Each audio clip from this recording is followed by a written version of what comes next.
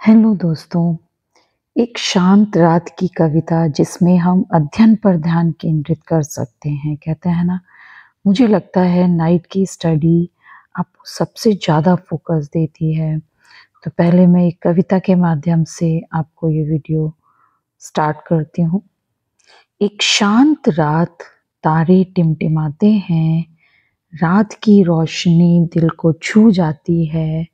मैं अपने कमरे में बैठी हूँ, किताबें मेरे सामने हैं, अध्ययन का समय है, मन को शांति देता है। पन्नों के बीच ज्ञान की खोज है, नई चीजें सीखने का मौका है। मन को शांति, आत्मा को तृप्ति, अध्ययन से ही भविष्य की नींव रखी जाती है। रात की शांति मन को एकाग्र करती है, ध्यान केंद्रित लक्ष्य की ओर बढ़ता है। एक शांत रात, अध्ययन का समय, आत्म सुधार की दिशा में एक कदम। यह कविता एक शांत रात की है जिसमें हम सबसे ज़्यादा पढ़ के अपने आप को सक्सेस दे सकते हैं, अपने हर उस सपने को पूरा कर सकते हैं। क्योंकि ऐसा मेरा मानना है कि रात जो है वो हमारी डिस्ट्रैक्शन फ्री होती है। बस हमारे पास मोबाइल नहीं होना चाहिए। और रात में स्टूडेंट और बुक्स, फिर देखिए आपको रात में जो कंसंट्रेशन, जो फोकस मिलता है वो आप बहुत अच्छे से कंप्लीट कर सकते हो। तो दोस्तों, पहले तो 30 डेज का एक चैलेंज बनाएं। सबसे पहले पढ़ना बहुत मुश्किल होता है, बट स्टार्टिंग के जो डेज होते हैं वहाँ पे आपको एक टास्क बनाना, एक गोल बनाना थोड़ा सा मुश्किल होता है। तो उसके लिए मैं आपको प्लानिंग बताना चाह रही हूँ कि पहले 1 से 5 यानी 1 to 5 डेज में आप योजना बनाएं और तैयारी करें। पहले 5 दिनों में अपनी पढ़ाई की योजना बनाएं, तैयारी करें, गोल बनाएं, टाइम टेबल सेट करें। आप क्या पढ़ना चाहते हैं, कितना समय देना चाहते हैं। एक शांत और आरामदायक पढ़ाई का स्थान चुनें और अपने आवश्यक संसाधनों को इकट्ठा करें। अपना प्लानर, बुक्स, नोटबुक्स, पेन। केवल मोबाइल आपके पास नहीं होना चाहिए। आप एक टाइमर भी रख सकते हो जिससे आपको कैलकुलेशन मिलेगा कि आपने कितने घंटे पढ़ाई की। फिर आता है डे 6 to 15। हमें 6 से 15 दिनों के बीच क्या करना है। नियमितताएं बनानी है, प्लानर्स, अपनी रेगुलरिटीज को बनाना है। 10 दिनों में, अगले 10 दिनों में नियमित रूप से पढ़ाई करना शुरू करें। स्टार्टिंग में आपको थोड़ा सा डिफिकल्ट लगेगा, पर आपको पढ़ना है डिस्ट्रैक्शन फ्री होके। ये सोचना है कि अगर हमने अभी पढ़ लिया तो शायद फिर सारी जिंदगी हमें पढ़ना नहीं पड़ेगा। हमें सिर्फ और सिर्फ अपने सपने पूरे करने हैं, अपनी लाइफ को एंजॉय करना है। इसलिए माय डियर स्टूडेंट्स, जो आपकी एज 12th से 12 टू 20 की जो एज होती है वो बहुत ही सेंसिटिव एज होती है। इसलिए नाइट का जो टाइम होता है, ना हमें कोई फ्रेंड डिस्टर्ब करेगा, ना कोई मोबाइल करेगा, ना कोई मोबाइल पे मैसेज करेगा, क्योंकि सारे लोग सो रहे होते हैं। उस वक्त अगर आप पढ़ाई करते हो तो वो पढ़ाई आपके ब्रेन में, आपके मेमोरी रीजन में जो कमाल दिखाएगी उसके बारे में आप सोच भी नहीं सकते। तो 10 दिनों में नियमित रूप से पढ़ाई शुरू करें। टाइमर रखना है आपको अपने पास, मोबाइल से दूर रहना है। हर रात एक ही समय पर पढ़ाई करें और अपने लक्ष्यों पर ध्यान केंद्रित करें। अपने आप को प्रेरित रखने के लिए छोटे छोटे पुरस्कार दें। खुद अपने आप को खुश रखने के लिए, खुद आप किसी के अप्रिसिएशन के लिए अगले 10 दिनों में आपको जितने भी आपके डिस्ट्रैक्शंस हैं उन सब से आपको जीतना है। बार बार आपका मन करेगा मोबाइल छूने का, बट आपको उसे एयरप्लेन मोड पे डाल देना है।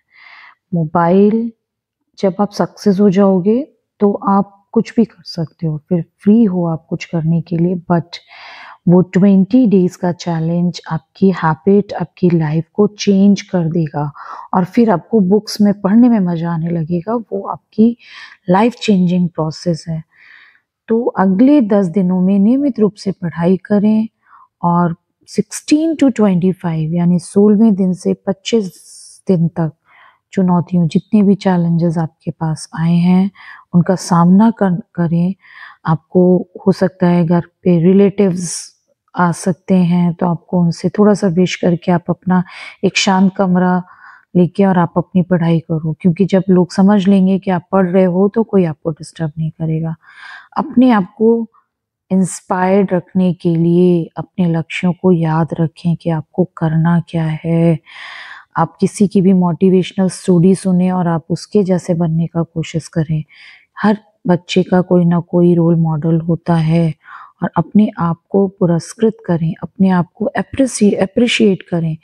यदि आप एक दिन मिस करते हैं तो अगले दिन फिर से शुरू करें, कोई बात नहीं। हो सकता है एक दिन आपको प्रोक्रेस्टिनेशन हो कि नहीं यार हम देर से उठ पाए, शायद जब आप अगले हो सकता है 4-5 दिन भी आप प्रोक्रेस्टिनेट, लेकिन आपको हारना नहीं है, आपको आदत बनानी है। एक बार ये आदत बन गई 30 डेज़ में तो आपको नेक्स्ट जो है वो ईयर बाय ईयर आपको स्ट्रॉन्ग करते जाएंगे। 26th डे से अपनी आदत को मजबूत करें। 26 से 30 डेज़ तक वो आदत आपकी मजबूत बन चुकी होगी। अंतिम 5 दिनों में अपनी आदत को मजबूत करने पर ध्यान दें। अपनी प्रगति का मूल्यांकन करें, अपने लक्ष्यों को समायोजित करें और अपनी आदत को बनाए रखें, क्योंकि आपको पता है कि जब आप कुछ बन जाओगे, अपने गोल को हासिल कर लोगे, तो सब आपके पीछे होंगे। फिर आपके पास टाइम ही टाइम है, क्योंकि अभी आपको सारी चीज़ें एक डिस्ट्रैक्शन दे रही हैं, बट डिस्ट्रैक्शन होगा आपको।